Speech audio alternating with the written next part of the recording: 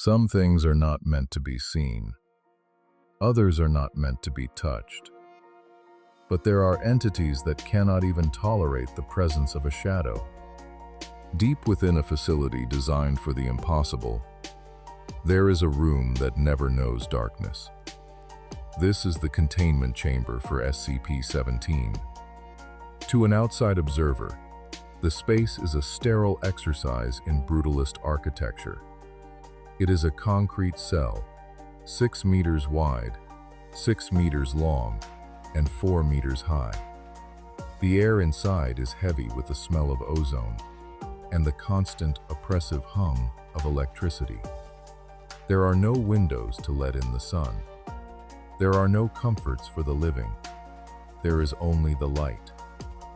At the center of this room, suspended in the void of the concrete space, sits an acrylic glass cage. It is small, measuring 100 centimeters long, 50 centimeters wide, and 50 centimeters high. Inside this transparent prison dwells a creature that defies standard biological classification. SCP-017 is a humanoid figure. It stands approximately 80 centimeters in height, mirroring the proportions of a small child. But it possesses no face, no eyes, no skin. There are no discernible identifying features to mark it as human or animal. The entity appears to be composed entirely of a shadowy, smoke-like shroud. It is a silhouette given form. It is a living void that drifts silently within its glass confines. Researchers have attempted to discover what lies beneath this shifting veil of smoke. They have searched for bone, or organ, or some hidden physical core. No attempt has been successful.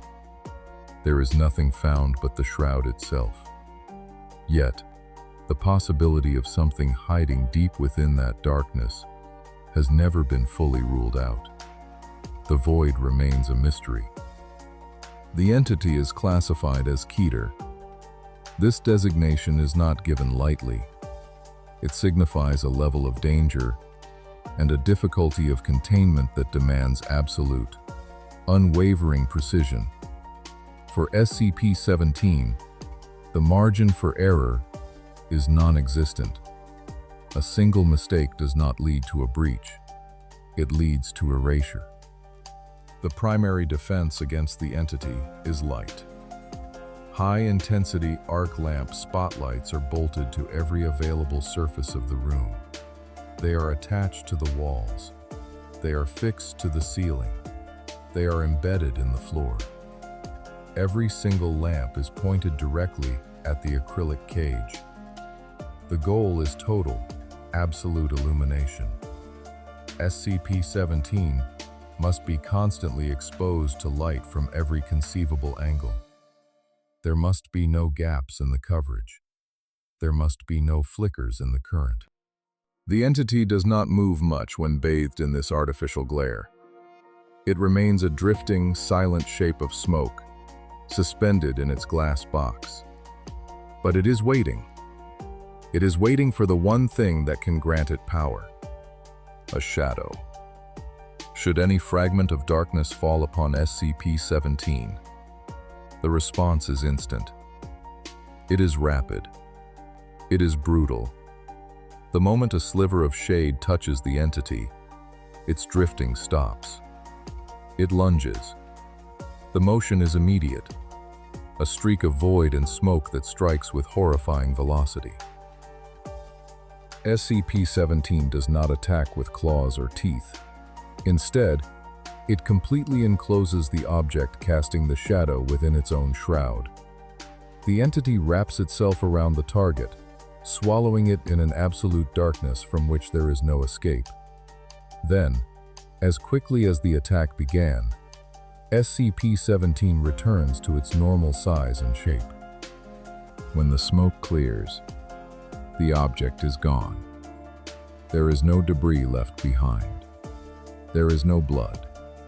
There is no trace that the object ever existed in this physical plane.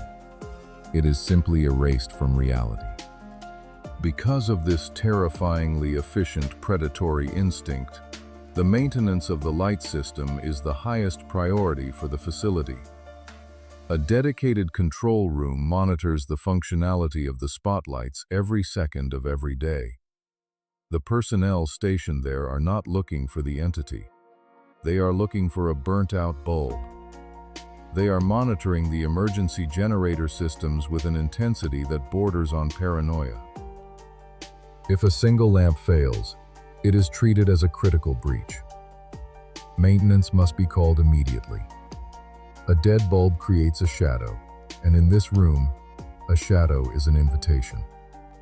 Entry into the containment room is strictly forbidden except for the purpose of replacing these lamps.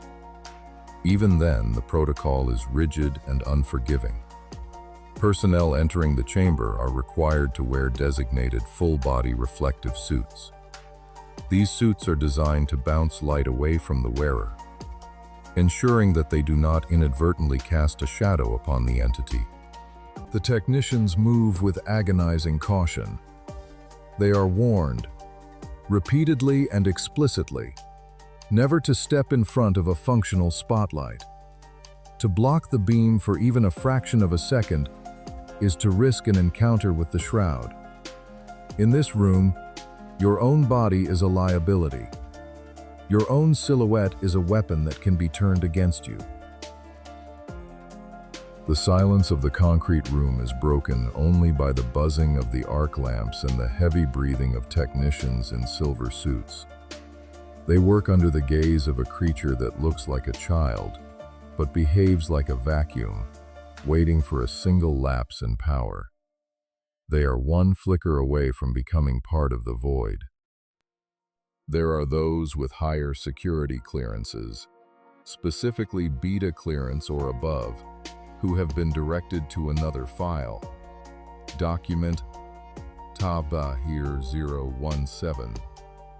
The contents of that document remain hidden from the general staff. Its existence suggests that there is more to SCP-017 than its hunger for shadows. It implies a depth to the entity's nature that the standard containment procedures only scratch the surface of.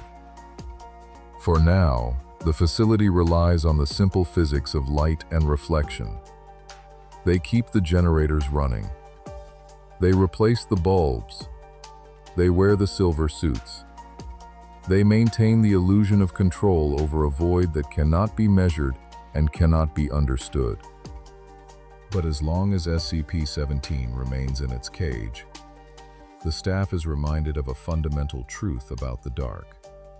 Some things do not hide in the shadows. Some things are the shadow itself. And if you ever see your own silhouette fall across the shroud, you will not have time to scream before you cease to exist.